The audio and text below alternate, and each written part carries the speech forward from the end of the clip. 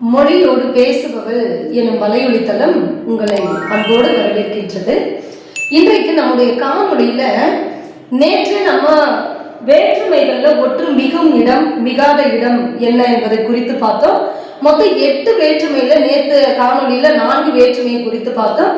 மீதி இருக்கக்கூடிய 5ஆம் வேற்றுமையிலிருந்து 8ஆம் வேற்றுமைக்கான இடங்கள்ல எங்க ஒற்று மிகும் எங்க ஒற்று மிகாது என்பதை குறித்த காணொளி தாங்க இன்றைய காணொளியா இருக்க போகுது. வாங்க காணொளிக்குள்ள போகலாம். காணொளியை பார்ப்பதற்கு முன்பாக நம்மளுடைய மொழியோடு பேசுபவள் என்ற சேனலை இதுவரை சப்ஸ்கிரைப் பண்ணாம இருந்தீங்கன்னா மறக்காம சப்ஸ்கிரைப் பண்ணி வச்சுக்கோங்க. கூடவே பெல் ஐகானையும் கிளிக் பண்ணி வச்சுக்கோங்க. அப்பதான் நம்ம போடுற வீடியோ உங்களை உடனுக்குடன் வந்து சேரும். வாங்க காணொளிக்குள்ள போகலாம். இன்னைக்கு இந்த வேற்றுமை 8ல நம்ம 5ஆம் வேற்றுமை உருவாகிய இன், 6ஆம் வேற்றுமை உருவாகிய அது, 7ஆம் வேற்றுமை உருவாகிய கண், 8ஆம் வேற்றுமை உருவாகிய விழி, இந்த 4 வேற்றுமைகள்ல எந்தெந்த இடங்கள்ல எந்த வேற்றுமை உருவுக்கு பக்கத்துல ஒற்று மிகும் எந்த இடத்துல மிகாது என்பதை குறித்து ஒவ்வொன்றாக பார்க்கலாம். இப்போ முதல்ல 5ஆம் வேற்றுமை உருவை எடுத்துக்கோங்க. 5ஆம் வேற்றுமை உருவு என்னது? இன். பெயரே ஐ, ஆன், கு, இன். இன் என்று சொல்லக்கூடியது 5ஆம் வேற்றுமை உருவு.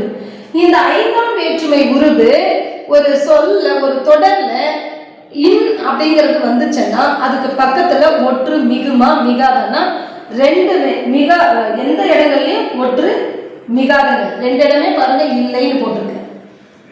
அடுத்து 6ஆம் வேற்றுமை உருவு என்னது? நமக்கு 5ஆம் வேற்றுமை உருவு பிரச்சனையே இல்லை. ஏன்னா இன்னுல முடியுது. மெய்யெழுத்துக்கு பக்கத்துல இன்னொரு மெய்யெழுத்து வந்து அது பக்கத்துல கட்டாயம் வராது.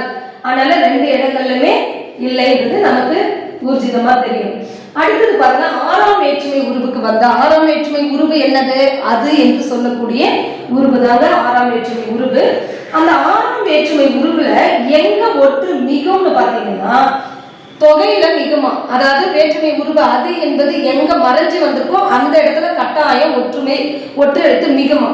அதே போல அந்த வேற்றுமையில முதல் சொல் அக்ரிணையா இருந்துச்சுன்னா 6ஆம் வேற்றுமை உருவு தொகையாக மறைஞ்சு வந்திருக்கக்கூடிய சொல் அக்ரிணை சொல்லாக முதல் சொல் வந்து அக்ரிணை சொல்லாக இருந்துச்சுன்னா கண்டிப்பா அது வந்து வேற்றுமை மிகும் ஒற்று எழுத்து மிகும் அப்படின்னு சொல்றாங்க. எடுத்துக்காட்டு பாருங்க, யானைக்கால். இப்போ இதுல பாருங்க விரிச்சு பாத்தீங்கன்னா அது என்கிற உருவு மறைஞ்சிருக்கும். யானைனது கால், இதை விரிச்சு அதனங்க வரணும். அதுன்ற உருவு விரிச்சு யானை எது கால் வந்திருக்கணும். ஆனா நமக்கு ஒற்று எங்க மிகும்னு சொல்லியிருக்கோம்? தொகையில தான். தொகைன்னா என்ன? மறைஞ்சு வர்றது. அப்ப இங்க பாருங்க யானை கால்ங்கிறதுல அது உருவு மறைஞ்சு வந்திருக்கா தொக்கி வந்திருக்கா? அதனாலதானே நம்ம தொகையில ஒற்றெழுத்து மிகும்னு சொல்லியிருக்கோம். அப்ப பாருங்க யானை கால் போது இங்க முதல் சொல் அக்ரிணையா வந்திருக்குது. அக்ரிணைக்கு பக்கத்துல அதுங்கிற உருவு மறைஞ்சு தொக்கி வந்திருக்குது. அதனால இந்த இடத்துல ஒற்று மிகுந்து வந்திருக்கு. அப்ப 6ஆம் வேற்றுமை உருவுல எங்க ஒற்று மிகும்னு பாத்தீங்கன்னா முதல் சொல் அக்ரிணையா இருந்து அந்த உருவு தொக்கி வந்திருந்தா அந்த இடத்துல ஒற்று மிகும். யானைக்கால், பூனைக்கண், நாய்க்கால், இப்படி அக்ரிணையில ஆரம்பிக்கணும். அதுங்கிற உருவு மறைஞ்சு வந்திருக்கணும். அப்படி வரும்போது அதுக்கு பக்கத்துல ஒற்று மிகும். சரி, அப்ப எங்க மிகாது? விரியில மிகாது, உயர்திணை சொற்களுக்கு பக்கத்துல மிகாது. இப்ப இங்க தொகையில மிகும், அக்ரிணைக்கு பக்கத்துல முதல் சொல்லா இருந்தா மிகணும். அதுக்கு அப்படியே எதிர்மறை விரியில 6ஆம் வேற்றுமை உருவு விரியில கட்டாயம் ஒற்றெழுத்து மிகாது. அதே போல அந்த சொல் வந்து உயர்திணை சொல்லா இருந்துச்சுன்னா முதல் சொல் அந்த இடத்துக்கு பக்கத்துலயும் ஒற்று மிகாதுங்க. இப்ப எடுத்துக்காட்டு பாருங்க, மாதவி கூந்தல், கண்ணகி கண்டால் அப்படின்னு எழுதும்போது மாதவிங்கிறது உயர்திணை, கண்ணகிங்கிறது உயர்திணையை குறிக்கக்கூடிய பெயர் சொல். அப்ப அதுக்கு பக்கத்துல பாருங்க வறுமொழி வல்லுநா இருந்தா கூட இங்க இக்கு போடல. பாருங்க ஏன் போடல? விதி சொல்லுது. நமக்கு என்ன விதி சொல்லுது? மாதவியினது கூந்தல் விரிக்கணும் அத.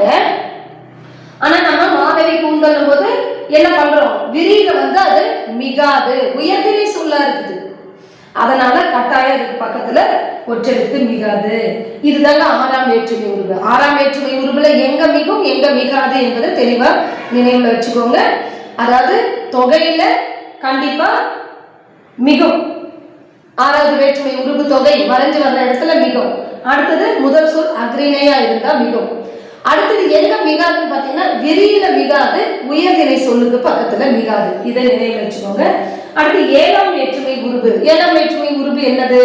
கண் என்று சொல்லக்கூடியதுதான் ஏழாம் வேற்றுமை உருபுன்னு சொல்றோம். இப்ப இதுல பாருங்க, ஏழாம் வேற்றுமை உருபுல எங்க மிகும்னா தொகையில மிகுமாங்க. அதே போல உருவும் பயனும் உடன் தொக்க தொகையில மிகுமா. ஆக ரெண்டு தொகையிலுமே மிகும். ஒண்ணு இயல்பா தொகையில மிகும், மறைந்த உருவு கண் என்று சொல்லக்கூடிய உருவு மறைஞ்சு வர்ற இடத்துல ஒற்று மிகும்னு சொல்லியிருக்கான். அதே போல உருவும் பயனும் உடன் தொக்க தொகை இந்த ரெண்டு இடங்கள்ல தாங்க ஒற்று மிகுமா. எடுத்துக்காட்ட பாருங்க, குடி பிறந்தார்.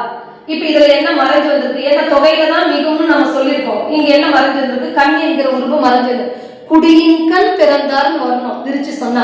அப்ப அந்த கண் என்கிற உருவு தொக்கி வந்திருக்கு. தொக்கி வந்த தொகையில மிகுன்றதுனால குடி பிறப்பு, குடி பிறந்தார். சரியா? அதே போல பயணம் உடன் தொக்க தொகைன்னு சொல்றோம். அது நிறைய எடுத்துக்காட்டு பாருங்க, மலைப்பாதை. இரண்டாவது எடுத்துக்காட்டு உருவும் பயணம் உடன் தொக்க தொகைக்கு ஒரு எடுத்துக்காட்டு கொடுத்துருக்க பாருங்க, மலைப்பாதை. அப்ப அதை விரிச்சா என்ன ஆகும்? மலையின் கண் உள்ள பாதை அப்படின்னு விரியும். அப்ப அந்த இடத்துலயும் இன்ங்கிறது மலையின் கண் அப்படின்றது கண் என்ற உருவு தொக்கி வந்திருக்கு, மறைஞ்சு வந்திருக்கு. அதே போல அதனுடைய உருவு பயன் எல்லாமே அதுக்குள்ள மறைஞ்சு வந்திருக்கு. அந்த இடத்துல வந்து ஒற்று மிகும், மலை பாதை. சரி, இதாச்சும் அடுத்தது எங்க மிகாது? ஏழாம் வேற்றுமையில எந்த இடத்துல மிகாதுன்னு பாத்தீங்கன்னா விரியில மிகாதாங்க. எடுத்துக்காட்ட பாருங்க, மலையின் கண் உள்ள பாதை. இதே எடுத்துக்காட்டு விரிச்சு எழுதும் போது எங்கேயாவது ஒற்று மிகுந்திருக்கா பாருங்க? இல்ல. மலையின் கண் உள்ள பாதை எந்த இடத்துலயுமே ஒற்று இல்லை. ஏன்னா விதி என்ன சொல்லுது? ஏழாம் வேற்றுமை விரியில ஒற்று மிகாது. சரியா? சென்னை பல்கலைக்கழகம் அப்படின்னும் போது ஒற்று மிகும். சென்னையின் கண் உள்ள பல்கலைக்கழகம் போது ஒற்று மிகாது. சரியா? அப்ப தொகையில மிகும், உருவும் பயனும் உடன் தொக்க தொகையில மிகும், விரியில வந்து மிகாது. இதுதாங்க ஏழாம் வேற்றுமை உருவாகிய கண்ணுக்கு பக்கத்துல எங்க மிகும் எங்க மிகாது.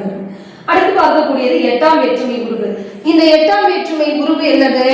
விழி வேற்றுமைன்னு சொல்லுவோம். எட்டாம் வேற்றுமை என்னது? விழி வேற்றுமை இல்லையா? அது உருவு ஏற்காது. அப்போ இந்த எட்டாம் வேற்றுமையில பாத்தீங்கன்னா எங்கேயுமே மிகாது, வல்லொற்றே மிகாது, ஒற்று எழுத்துக்களே மிகாது. இப்ப எடுத்துக்காட்ட பாருங்க, கந்தா கேள், ராமா பார். விழித்தல்னா என்ன? கந்தா கேள் அப்படின்னு சொல்றோம், விழிக்கிறோம். ராமா பார் அப்படின்னு சொல்றோம். அந்த இடங்கள்ல பாருங்க எங்கேயுமே ஒற்று மிகாது. இப்படி இந்த 8 வேற்றுமைகள்ல ஒற்று எழுத்து எங்க மிகும், எதுக்கு பக்கத்துல மிகும், எதுக்கு பக்கத்துல மிகாது அப்படின்னு சொல்லிட்டு நம்ம தொடர்ச்சியா 2 காணொளிகள்ல சொல்லியிருக்கிறோம். கட்டாயம் இந்த 2 காணொளிகளையுமே நீங்க பாத்தீங்கன்னா நிச்சயம் உங்களுக்கு எந்த இடத்துல ஒற்று மிகும் மிகாதுங்கிற ஒரு தெளிவு கிடைக்கும். மறக்காம இந்த 2 காணொளியும் பார்த்து பயன்பெறுங்க. கூடவே இந்த காணொளி உங்களுக்கு பயனுள்ளதா இருந்ததுன்னா கமெண்ட் பாக்ஸ்ல போய் கமெண்ட் பண்ணுங்க, லைக் பண்ணுங்க, ஷேர் பண்ணுங்க, சப்ஸ்கிரைப் பண்ணுங்க. மீண்டும் அடுத்து ஒரு நல்ல காணொளியோடு உங்களை சந்திக்கிறேன். நன்றி, வணக்கம்.